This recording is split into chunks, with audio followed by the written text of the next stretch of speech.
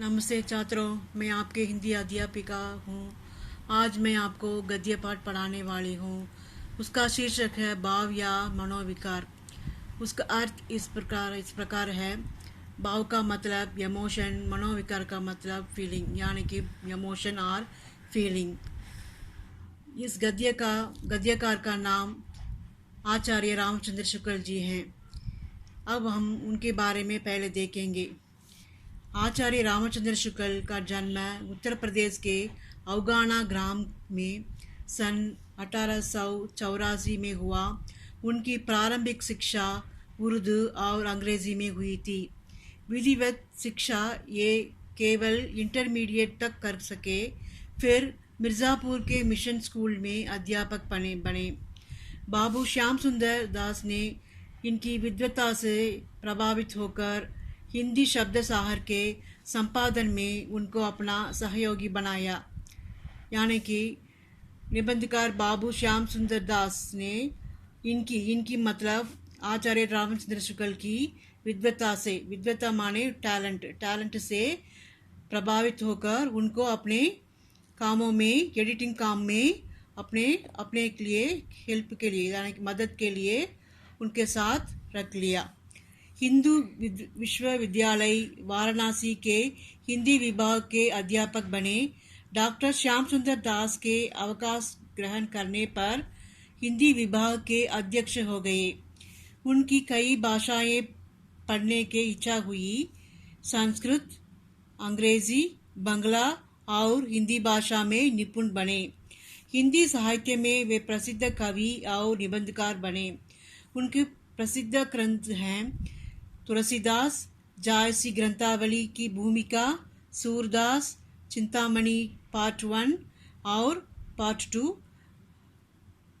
हिंदी साहित्य का इतिहास और रस मीमांसा। अब हम पाठ की ओर जाएंगे। भाव या मनोविकार, उसका मतलब क्या है? मन की अनुभूति, यानी कि मन की महसूस। अनुभूति के द्वंद्व ही से प्राणी के जीवन का आरंभ होता है। उच्च प्राणी मनुष्य भी केवल एक जोड़ी अनुभूति लेकर इस संसार में आता है। बच्चे के छोटे से हृदय में पहले सुख और दुख की सामान्य अनुभूति भरने के लिए जगह होती है। पेट का भरा या खाली रहना ही ऐसी अनुभूति के लिए पर्याप्त होता है। जीवन के आरंभ में इन्हीं दोनों के चिन्ह हंसना और रोना देखे जाते हैं, पर ये अनुभूतियाँ बिल्कुल सामान्य रूप में रहती हैं। विशेष विषयों की ओर विशेष रूपों में ज्ञान पूर्वक उन्मुख नहीं होती। यानी कि मनोविकार का मतलब क्या है? मनोविकार का अर्थ क्या है? मन की अनुभूति है। यही मनोविकार का अर्थ है। किसी विषय का बोध होने पर उससे संबंध रखने वाली इच्छा के अनुसार जो अनुभूति मन में संगठित होती है वही मनोविकार है। मनुष्य उच्च प्राणी समझा जाता है। यह केवल एक जोड़ी अनुभूति लेकर इस संसार में आता है। बच्चे के विशेष चीज़ों के विशेष ज्ञान नहीं होता। वह भूख लगने पर रोता है, भूख मिटने पर शांत रहता है। पेट का खाली रहना उसे दुख देता है, पेट का भर जाना उसे सुख देता है। मनुष्य सुख दुख की अनुभूति लेकर ही संसार में आता है। बाद को विशेष चीज़ों का ज्ञान होने पर उसके सुख दुख के कारण बदल जाते हैं। नाना विषयों के बोध का विधान होने पर ही उनसे संबंध रखने वाली इच्छा की अनेक रूपता के अनुसार अनुभूति भिन्न भिन्न योग संगठित होते हैं, जो भाव या मनोविकार कहलाते हैं। अतः हम कह सकते हैं कि सुख और दुख की मूल अनुभूति ही विषय भेद के अनुसार प्रेम, हास, उत्साह, आश्चर्य, क्रोध, भय, करुणा, घृणा इत्यादि मनोविकार का जटिल रूप धारण करती है। फिर से कहती हूँ, नाना विषयों के बोध का विधान होने पर ही उनसे संबंध रखने वाली इच्छा की अनेक रूपता के अनुसार अनुभूति भिन्न भिन्न योग संगठित होते हैं, जो भाव या मनोविकार कहलाते हैं। अतः हम कह सकते हैं कि सुख और दुख की मूल अनुभूति ही विषय भेद के अनुसार प्रेम, हास, उत्साह, आश्चर्य, क्रोध, भय, करुणा, घृणा इत्यादि मनोविकार का जटिल रूप धारण करती है। यहाँ आपको कई भावों के भावों को दिखाए हैं। यहाँ श्रृंगार भाव है, या क्रोध भाव है, या हास्य भाव है, या विभत्स भाव है, या शांत भाव है, या करुण भाव है, भयानक है, यह अद्भुत है, यह वीर है। जैसे यदि शरीर में कहीं सुई चुभने की पीड़ा हो तो केवल सामान्य सुख होगा, पर यदि साथ ही यह ज्ञात हो जाए कि सुई चुभाने वाला कोई व्यक्ति है तो उस दुख की भावना कई मानसिक और शारीरिक वृत्तियों के साथ संलिष्ट होकर उस मनोविकार की योजना करेगी, जिसे क्रोध कहते हैं। यानी कि क्या उसका मतलब इस प्रकार है, जब बच्चा भिन्न भिन्न विषयों का ज्ञान प्राप्त करता है तब उन विषयों से संबंधित इच्छा की अनेक रूपता के अनुसार अनुभूति के भिन्न भिन्न योग संगठित होते हैं। इनको ही भाव या मनोविकार कहते हैं। इसलिए हम कह सकते हैं कि सुख और दुख दो ही अनुभूतियां हैं। विषय भेद के अनुसार ये दोनों प्रेम, हास, उत्साह, क्रोध, भय, करुणा, घृणा आदि भावों के रूप में बदलते हैं। दूसरों कष्टों को के देखकर बच्चे के दिल में जो विषय प्रकार का भाव उत्पन्न होता है वही करुणा है। भविष्य में आने वाले कष्ट का निश्चय होने से हमको जो दुख होता है वह भय है। हमारे दुख के कारण से उत्पन्न होने वाला मनोविकार क्रोध है। ठीक है छात्रों, जिस बच्चे को पहले अपने ही दुख का ज्ञान होता था, संलक्षण कर्म अनुमान द्वारा उसे और बालकों का कष्ट या रोना देखकर भी एक विशेष प्रकार का दुख होने लगता है, जिसे दया या करुणा कहते हैं। इसी प्रकार जिस पर अपना वश ना हो, ऐसे कारण से कष्ट पहुंचाने वाले भावी अनिष्ट के निश्चय से जो दुख होता है वह भय कहलाता है। बहुत छोटे बच्चे को, जिसे यह निश्चयात्मकता बुद्धि नहीं होती, भय कुछ भी नहीं होता, यहाँ तक कि उसे मारने के लिए हाथ उठाएं तो भी वह विचलित न होगा, क्योंकि वह निश्चय नहीं कर सकता कि इस हाथ उठाने का परिणाम दुख होगा। फिर से मैं कहती हूँ, जिस बच्चे को पहले अपने ही दुख का ज्ञात होता था, असंलक्षण क्रम अनुमान द्वारा उसे और बालकों का कष्ट या रोना देखकर भी एक विशेष प्रकार का दुख होने लगता है, जिसे दया या करुणा कहते हैं। इसी प्रकार जिस पर अपना वश ना हो, ऐसे कारण से कष्ट पहुंचाने वाले भावी अनिष्ट के निश्चय से जो दुख होता है वह भय कहलाता है। बहुत छोटे बच्चे को, जिसे वह निश्चयात्मिकता बुद्धि नहीं होती, भय कुछ भी नहीं होता, यहाँ तक कि उसे मारने के लिए हाथ उठाएं तो भी वह विचलित न होगा, क्योंकि वह निश्चय नहीं कर सकता कि इस हाथ उठाने का परिणाम दुख होगा। बच्चा पेट की खाली रहने से दुख का अनुभव करता है, पेट के भर रहने से दुख का अनुभव करता है। बच्चे को विशेष विषयों का ज्ञान नहीं रहता, इसलिए दूसरे प्रकार के विषयों से वह दुख या सुख महसूस नहीं करता। यदि बच्चे को मारने के लिए हाथ उठाएं तो भी बच्चा हंसता है, क्योंकि वह नहीं जानता कि इस हाथ उठाने से शरीर को पीड़ा होगी, इसका परिणाम दुख होगा। बाद को जब बच्चे को विशेष विषयों का ज्ञान हो जाता है तब उसका अनुभव बदल जाता है, उसकी प्रतिक्रिया बदल जाती है। मनोविकारों या भावों की अनुभूतियाँ परस्पर तथा सुख या दुख की मूल अनुभूति से ऐसी ही भिन्न होती है जैसे रासायनिक मिश्रण परस्पर तथा अपना संयोजक द्रव्यों से भिन्न होते हैं। विषय बोध की विभिन्नता तथा उससे संबंध रखने वाली इच्छाओं की विभिन्नता के अनुसार मनोविकारों की अनुरूपता का विकास होता है। हानि या दुख के कारण ही हानि या दुख पहुंचाने की चेतन वृत्ति का पता पाने पर हमारा काम इस मूल अनुभूति से नहीं चल सकता जिसे दुख होते हैं, बल्कि उसके योग से संगठित क्रोध नामक जटिल भाव की आवश्यकता होती है। जब हमारी इंद्रियां दूर से आती हुई क्लेशरणी बातों का पट देने लगती है, हमारा अंधकरण हमें भावी आपदा का निश्चय कराने लगता है, तब हमारा काम दुख मात्र से नहीं चल सकता, बल्कि भागने या बचने की प्रेरणा करने वाली भय से चल सकता है। इसी प्रकार अच्छी लगने वाली वस्तु या व्यक्ति के प्रति जो सुखानुभूति होती है, उसी तक प्रयत्नवान व्यक्ति नहीं रह सकता, बल्कि उसकी प्राप्ति, रक्षा या संयोग की प्रेरणा करने वाली लोभ या प्रेम की वशीभूत होता है। अपने मूल रूपों में सुख और दुख दोनों की अनुभूतियां कुछ बंधी हुई शारीरिक क्रियाओं की ही प्रेरणा प्रवृत्ति के रूप में करती है। उनकी भावना, इच्छा और प्रयत्न अनेक रूपता का स्फुरन नहीं करता है। विशुद्ध सुख की अनुभूति होने पर हम बहुत करेंगे, डांट निकाल कर हंसेंगे, कूदेंगे या सुख पहुंचाने वाली वास्तु में लगे रहेंगे। इसी प्रकार शुद्ध दुख में हम बहुत करेंगे, हाथ पैर पटकेंगे, रोएंगे या दुख पहुंचाने वाली बहुत से हटेंगे, सारी वस्तु से हटेंगे। पर हम चाहे कितना ही उछल कूद कर हंसें, कितना ही हाथ पैर पटक कर रोएं, इस हंसने या रोने का प्रयत्न नहीं कर सकते।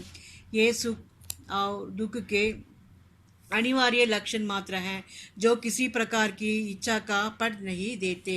इच्छा के बिना कोई शारीरिक क्रिया प्रयत्न नहीं कर सकती। इसका अर्थ इस प्रकार है, यानी कि भाव के संचार के कारण मनुष्य कुछ शारीरिक क्रियाओं करता है। सुख की अनुभूति के कारण हम दांत निकालकर हंसते हैं, कूदते हैं, सुख पहुंचाने वाले वस्तु से लगे रहते हैं। दुख के कारण हाथ पैर भटकने लगते हैं, रोते हैं। विशुद्ध सुख की अनुभूति होने पर हम बहुत करेंगे, दांत निकालकर हंसेंगे, कूदेंगे या सुख पहुंचाने वाली वस्तु में लगे रहेंगे और हाथ पैर भटकेंगे, रोएंगे या दुख पहुंचाने वाली वस्तु से दूर रहेंगे। ठीक है छात्रों, शरीर में मात्र के प्रकाश से बहुत थोड़े भावों की निर्दिष्ट और पूर्ण व्यंजना हो सकती है। उदाहरण के लिए कंप लीजिए। कंप माने कांपना, शिवरिंग। कंप शीत की संवेदना से भी हो सकता है, भय से भी, क्रोध से भी और प्रेम की वेग से भी। अतः जब तक भागना, चिपना या मारना, झपटना इत्यादि प्रयोगों के द्वारा इच्छा के स्वरूप का पता न लगेगा, तब तक भय या क्रोध की सत्ता पूर्णतया व्यक्त न होगी। सभ्य जातियों के बीच इन प्रयत्नों का स्थान बहुत कुछ शब्दों ने लिया है। मुंह से निकले हुए वचन ही अधिकतर भिन्न भिन्न प्रकार की इच्छाओं का पता देकर भावों की व्यंजना किया करते हैं। इसी से साहित्य मीमांसकों ने अनुभव के अंतर्गत आश्रय की उक्तियों को विशेष स्थान दिया है। इसका अर्थ इस प्रकार है, दिल के भाव को मनुष्य कई प्रकार से व्यक्त करता है।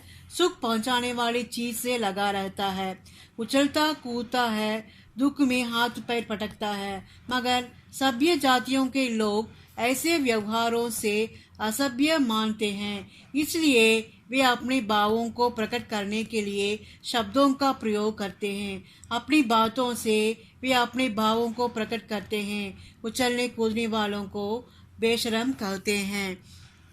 क्रोधी चाहे किसी और झपटे या ना झपटे, उसका यह कहना ही कि मैं उससे पीस डालूंगा, मतलब मैं उसे पीस डालूंगा, क्रोध की व्यंजना के लिए काफ़ी होता है। मतलब वह क्रोधित होकर वह कहता है मैं उसे पीस डालूंगा। किसी प्रकार लोभी चाहे लपके या ना लपके, उसका कहना है कि कहीं वह वस्तु हमें मिल जाती, उसके लोभ का पता देने के लिए बहुत है। वीर रस की जैसी अच्छी और परिष्कृत अनुभूति उत्साहपूर्ण उक्तियों द्वारा होती है, वैसी तत्परता के साथ हथियार चलाने और रणक्षेत्र में उछलने कूदने के वर्णन में नहीं। बात यह है कि भावों द्वारा प्रेरित प्रयत्न या व्यापार परिमित होते हैं, पर वाणी के प्रसार की कोई सीमा नहीं। उक्तियों में जितनी नवीनता और अनेक रूपता आ सकती है या भावों का जितना अधिक वेग व्यंजित हो सकता है, उतना अनुभव कहलाने वाले व्यापारों द्वारा नहीं। क्रोध के वास्तविक व्यापार तोड़ना, फोड़ना, मारना, पीटना इत्यादि हुआ करते हैं, पर क्रोध का उक्ति चाहे जहाँ तक बढ़ सकती है, किसी को धूल में मिला देना, चटनी कर डालना, किसी को घर खोद कर तालाब बना डालना तो मामूली बात है। यही बात सब भावों के संबंध में समझिए। इसका मतलब मनुष्य अपने भावों को शारीरिक क्रियाओं में व्यक्त करता है, मगर अपनी बातों से अपने भावों को हम बखूबी प्रकट कर सकते हैं। क्रोध में किसी चीज़ को तोड़ने फोड़ने के बदले यह कहना काफ़ी है कि मैं तुमको मिट्टी में मिला दूंगा। प्यार में कुछ करने के बदले यह कहना काफ़ी है कि मैं तेरे लिए मर मिटूंगा। हमारे शारीरिक क्रियाओं की सीमा होती है, मगर हमारी बातों की कोई सीमा नहीं होती। समस्त मानव जीवन के प्रवर्तक भाव या मनोविकार ही होते हैं। मनुष्य की प्रवृत्तियों की तह में अनेक प्रकार के भाव ही प्रेरक के रूप में पाए जाते हैं। शील और चरित्र का मूल भी भावों के विशेष प्रकार के संगठन में ही समझना चाहिए। लोक रक्षा और लोक रंजन की सारी व्यवस्था का ढांचा इन्हीं पर ठहराया गया है। धर्म शासन, राज शासन, मत शासन, सब में इनसे पूरा काम लिया गया है। इनका सदुपयोग भी हुआ है, दुरुपयोग भी हुआ है। जिस प्रकार लोक कल्याण के व्यापक उद्देश्य की सिद्धि के लिए मनुष्य के मनोविकार काम में लाए गए हैं, उसी प्रकार किसी संप्रदाय या संस्था के संकुचित और परिमित विधान की सफलता के लिए भी। इसका मतलब भाव ही मानव जीवन के प्रवर्तक हैं। मनुष्यों की प्रवृत्ति की गहराई में अनेक प्रकार के भाव ही प्रेरक का काम करते हैं। उसकी प्रवृत्ति को ठीक करने के लिए उसके भावों का उपयोग किया जाता है। राजा कहता है कि मेरी बात मानने से पुरस्कार और ना मानने से दंड मिलेगा। लोग लोभ के कारण या दंड के भय के कारण राजा की बात मानते हैं। धर्म कहता है कि ऐसा करने से भगवान कृपा करेंगे और ऐसा ना करने से भगवान क्रुद्ध होंगे। लोग भगवान की कृपा पाना ही चाहेंगे। इस तरह धर्म शासन भी भावों का फायदा उठाता है। सब प्रकार के शासन में, चाहे धर्म शासन हो, चाहे राज शासन या संप्रदाय शासन, मनुष्य जाति के भय और लोभ से पूरा काम लिया गया है।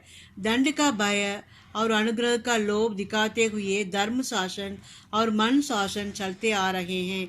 इनके द्वारा भय लोभ का प्रवर्तन उचित सीमा के बाहर भी प्रायः हुआ है और होता रहता है। जिस प्रकार शासक वर्ग अपनी रक्षा और स्वार्थ सिद्धि के लिए भी इनसे काम लेते आए हैं, उसी प्रकार धर्म प्रवर्तक और आचार्य अपने स्वरूप वैचित्र्य के रक्षा और अपने प्रभाव की प्रतिष्ठा के लिए भी, शासक वर्ग अपने अन्याय और अत्याचार के विरोध की शांति के लिए भी डराते हैं और ललचाते आए हैं। मत प्रवर्तक अपने द्वेष और संकुचित विचारों के प्रचार के लिए भी जनता को कंपाते और लपकाते आए हैं। एक जाति को मूर्ति पूजा करते देख दूसरी जाति के प्रवर्तक ने उसे गुनाहों में दाखिल किया है। एक संप्रदाय को भस्म और रुद्राक्ष धारण करते देख दूसरे संप्रदाय के प्रचारक ने उसके दर्शन तक में पाप लगाया है। भाव क्षेत्र अत्यंत पवित्र होता है, उसे इस प्रकार गंदा करना लोग के प्रति भारी अपराध समझना चाहिए। इसका मतलब भाव ही मनुष्य की प्रवृत्ति के मूल में है। इसलिए राज शासक और धर्म शासक अपनी रक्षा के लिए, अपना उल्लू ठीक करने के लिए मनुष्यों के भावों को फायदा उठाते हैं। राज शासन पुरस्कार का लोभ या दंड का भय दिखाते हैं। धर्म शासन कृपा का लोभ और क्रोध का भय दिखाते हैं। मनुष्य लोभ से या भय से उन शासकों की आज्ञा अनुसार काम करने लगते हैं। चूंकि भाव क्षेत्र पवित्र होता है, उसे इस प्रकार स्वार्थ के लिए करना ठीक नहीं है। यह इस दुनिया के प्रति भारी अपराध है। शासन की पहुंच प्रवृत्ति और निवृत्ति की बाहरी व्यवस्था तक ही होती है, उसके मूल या मर्म तक उनकी गति नहीं होती। भीतरी या सच्ची प्रवृत्ति निवृत्ति को जागृत रखने वाली शक्ति कविता है, जो धर्म यंत्र में शक्ति भावना को जगाती रहती है। भक्ति धर्म की रसात्मक अनुभूति है। अपने मंगल और लोक के मंगल का संगम उसी के भीतर दिखाई पड़ती है। इस मंगल के लिए प्रवृत्ति क्षेत्र के बीच मनुष्य को अपने हृदय के प्रसार का अभ्यास करना चाहिए। जिस प्रकार का ज्ञान नर सत्ता के प्रसार के लिए है, उसी प्रकार हृदय भी रागात्मक वृत्ति के प्रसार के बिना विश्व के साथ जीवन का प्राकृत सामंजस्य घटित नहीं हो सकता। जब मनुष्य के सुख और आनंद का मेल शेष प्रकृति के साथ जीवन का प्राकृत सामंजस्य घटित नहीं हो सकता। जब मनुष्य के सुख और आनंद का मेल शेष प्रकृति के सुख सौंदर्य के साथ ही हो जाएगा, उसकी रक्षा का भाव तृण गुल्म वृक्षलता पशु पक्षी कीट पतंग सबकी रक्षा के भाव के साथ समन्वित हो जाएगा। तब उसके अवतार का उद्देश्य पूर्ण हो जाएगा और वह जगत का सच्चा प्रतिनिधि हो जाएगा। काव्य योग की साधना इसी भूमि पर पहुंचाने के लिए सच्चे कवियों की वाणी बराबर पुकारती आ रही है। इसका मतलब मनुष्य भावों से भरा है। कविता उसके दिलों में भावों की उत्पत्ति कर सकती है। मनुष्य को अनुभव करना चाहिए कि वह और शेष प्रवृत्ति मित्र नहीं, स्वयं वह प्रकृति का अभिन्न अंग है। ऐसी स्थिति में वह दूसरों का सुख दुख समझ पा सकेगा। पशुओं पक्षियों और पेड़ों का भी सुख दुख समझ पाएगा। कविता मनुष्य को ऐसी स्थिति में खड़ा करने के लिए ही लिखी जाती है। मात्र कविता में यह शक्ति है। ठीक है छात्रों, इस पाठ के कुछ प्रश्नों के देखेंगे। भाव या मनोविकार निबंध का लेखक कौन है? भाव या मनोविकार निबंध का लेखक श्री आचार्य रामचंद्र शुक्ल हैं। छोटे बच्चे के हृदय की सामान्य अनुभूतियाँ क्या क्या है? पेट का भरा रहना या खाली रहना छोटे बच्चे के हृदय की सामान्य अनुभूतियाँ हैं। मनोविकार का अर्थ क्या है? मनोविकार का अर्थ मन की अनुभूति, यही मनोविकार का अर्थ है। किसी विषय का बोध होने पर उससे संबंध रखने वाली इच्छा के अनुसार जो अनुभूति मन में संगठित होती है, वही मनोविकार है।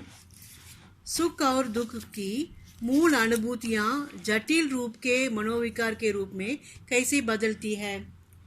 सुख और दुख की मूल अनुभूतियाँ विषय भेद के अनुसार माने कि प्रेम, हास, उत्साह, आश्चर्य, क्रोध, भय, करुणा, घृणा इत्यादि मनोविकारों को जटिल रूप धारण करती हैं। क्रोध का मनोविकार किसे कहते हैं? दुख की भावना कई मानसिक और शारीरिक वृत्तियों के साथ संलिष्ट होकर जिस मनोविकार की योजना करती है, उसी को क्रोध कहते हैं। भय का मनोविकार किसे कहते हैं? जिस पर अपना वश न हो, ऐसे कारण से कष्ट पहुंचाने वाले भावी अनिष्ट से जो दुख होता है, वह भय कहलाता है। मनोविकारों की अनेक रूपता का विकास कैसे होता है? विषय बोध की विभिन्नता के उससे संबंध रखने वाली इच्छाओं की विभिन्नता के अनुसार मनोविकारों की अनेक रूपता का विकास होता है। क्रोधी कैसा व्यवहार करता है? क्रोधी अपना क्रोध प्रकट करने के लिए तोड़ने फोड़ने मारने पीटने का व्यवहार करता है। मनुष्य का अनुशासन में कैसे रखा जा सकता है? दंड या भय या अनुग्रह या लोभ दिखाकर मनुष्य को अनुशासन में रखा जा सकता है। भीतरी या सच्ची प्रवृत्ति निवृत्ति को कैसे स्थायी रूप में जागृत रख सकते हैं। कविता के द्वारा भीतरी या सच्ची प्रवृत्ति निवृत्ति को स्थायी रूप में जागृत रख सकते हैं। ठीक है छात्रों, अब हम अगले कक्षा में देखेंगे।